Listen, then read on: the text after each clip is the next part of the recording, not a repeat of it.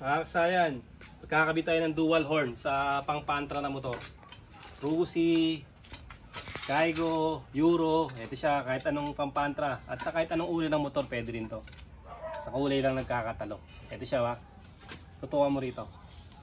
Bali dito natin siya pinuwesto. Ang model natin ay Motorstar 125, 2017 model. Meron siyang dalawang butas. Ito isang butas, tutok mo rito. Yung isa, tapos ito yung isa. Naglagay lang tayo ng pinaka ano rito, ha, tornilyo, ha, na abot sa kabilaan. Ayan siya, ha. Tapos sa busina may dalawang negative, tag-isa sila, kahit alin na, kahit magkabaligtaran na, basta pagsamahin niyo yung dalawang wire. Yung dalawang wire ng busina negative, yung dalawa naman positive, basta tag-isa.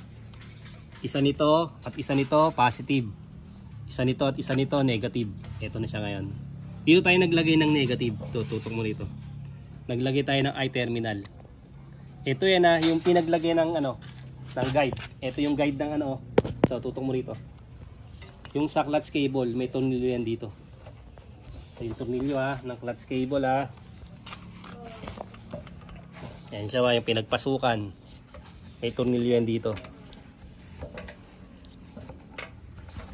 Ito yung tornilyo, ha. Dito tayo kumuha ng ground. Yan, ito sa kabila.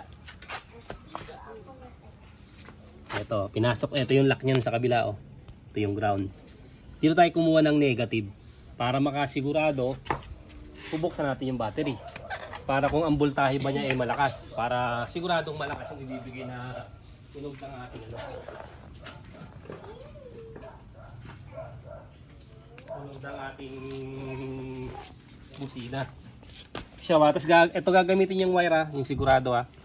Yan, tutukan mo na lang yan para sigurado. Auto supply, kahit anong brand doon. Yan, para sure bulan lakas. Tapos ito kukunin natin yung reading. Ito yung gagamitin nating ground, ha. Ito na siya, body ground. Tutukan mo yung diretso. Ito yung diretso niya, na naka I-terminal. Ito yung reading, pansinin nyo. 12.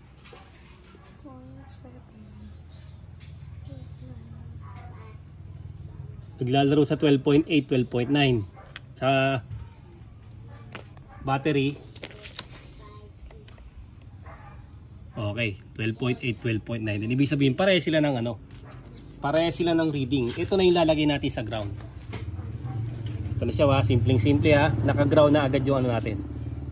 Naka-ground na agad yung ating busina. Meron na nakagad ground. Positive na lang ang na ano, ang ilalagay at tutunog na siya. Yan, ground na siya, ha. Tapos ito yung positive dati na yung dalawa, ayun yung kabila, ano.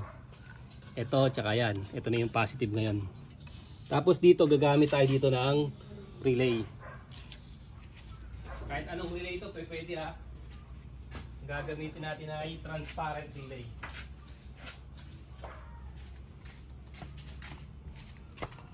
Ito, hanapin nyo lang yung ano nyo, busina nyo kung saan nakapwesto, ha. Ito nakapwesto yung busina. Tapos bunutin nyo siya. Pag nabunot nyo na yan, ilagay nyo kahit saan sa dalawa, ha. Ito yung 85, ito yung 86.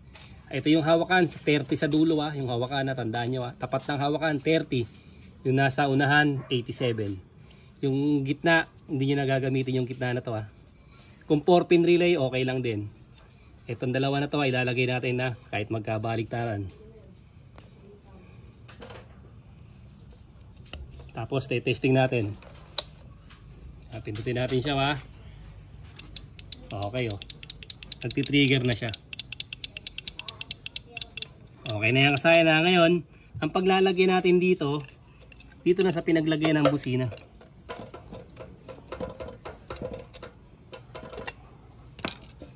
Dito na natin siya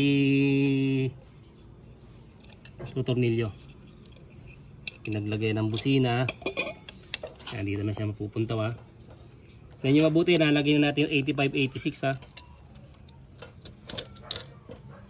Dito na yung pwesto niya. Dapat nakaano siya, nakapatayo, wag pa ano, ha. Para hindi siya mapapasukan ng tubig. Pag pahiga kasi napapasukan ng tubig to ano natin, eh. Pupwesto lang natin na maayos itong ating relay.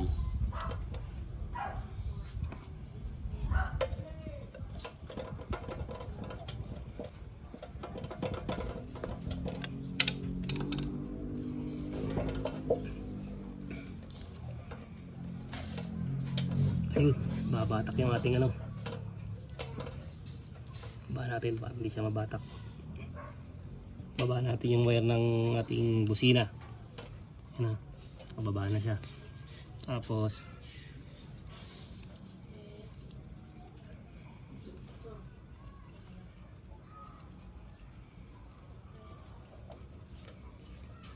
hindi siya magdidikit dito, baka mamaya masunog pag nakadikit dito.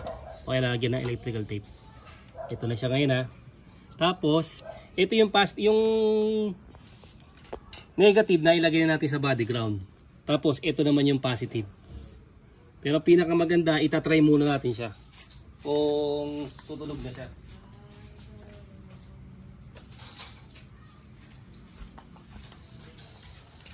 Lagyan lang natin sa positive ng battery ha, yung wire na panti-testing natin. Siya ba? Positive ng battery. Tapos testing natin yung busina kung tutulog na siya. Kasi may negative na yun eh. Okay na, tumunog na siya.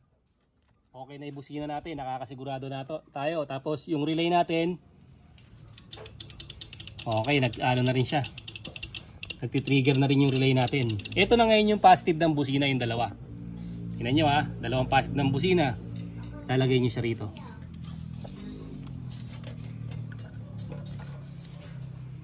Natin papadaanin sa gilid. Yung positive ng busina to ha, yung dalawa nakalagay sa body ground.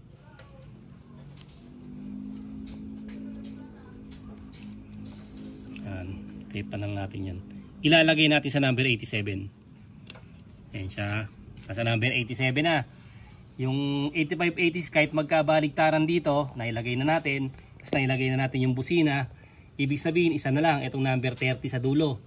Kailangan natin gumamit ng fuse for safety. Paggamit tayo dyan ng 10 or 15 ampere. Ito siya, gagamit tayo ng fuse. Pagka ang nabili yung fuse ay kulay blue, 15 amperes. Pagka red, 10 amperes. Yun lang yung pwede nyo gamitin. Kung marami kayong load, pwede rin naman 20. Ito dito natin siya ilalagay. Suki na natin to para siguradong hindi bumaba.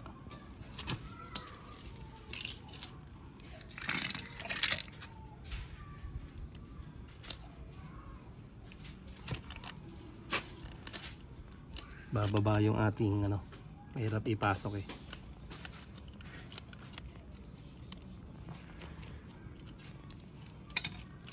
Pang safety kung magka-grounded, pwede rin tong walang, hindi kayo maglagay nito ha. Pwede rin maglagay para pang safe na safe. Pwede rin wala para solidong solido. Pero kailangan sure ball sa pag-wiring. Na siya. Tapos ito, cable tie natin yan. Cable tie. Tapos ito, gagapang na turon sa number 30. Kapagapangin na natin ito sa number 30.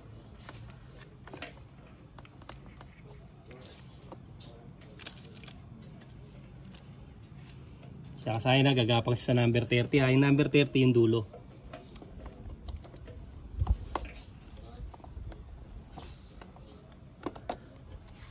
Dito natin lalagay pa mas mahaba siya.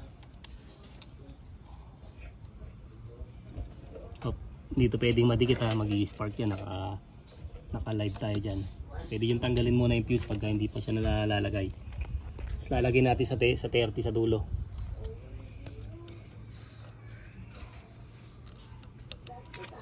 Tutok mo sa 30 para kita nila. Yan. Pag nailagay na natin yung sa sa number 30, ibig sabihin okay na yan, dapat tutulog na yan.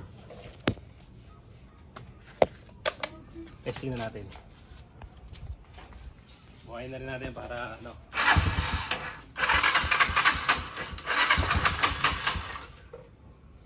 para di gamit malawag. Start na tayo.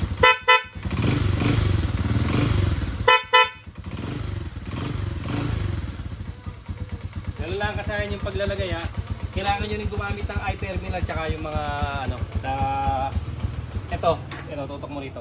Kailangan nyo gumamit nito ha. Para kung halimbawa magpapalit kayo ng busina, disuksok lang siya. Tsaka yung i-terminal para sa malakas na ground. Ayun yung i-terminal nilagay natin dito sa body ground. Ano? Gagamit kayo. Tapos yung number 18. Number 18 na wire na gagamitin nyo para siguradong malakas, walang umido. O, ganun lang kasaya na yung paglalagay. O. Paglalagay ng busina sa kahit anong motor to. Ang model lang natin Motorstar Jaling, pero kahit saan na Pantra pwede to. Kasi sila naman yung magkakakulay o kahit sa mga Yamaha. Hanggang dito na lang mga kasayan. Salamat sa panonood.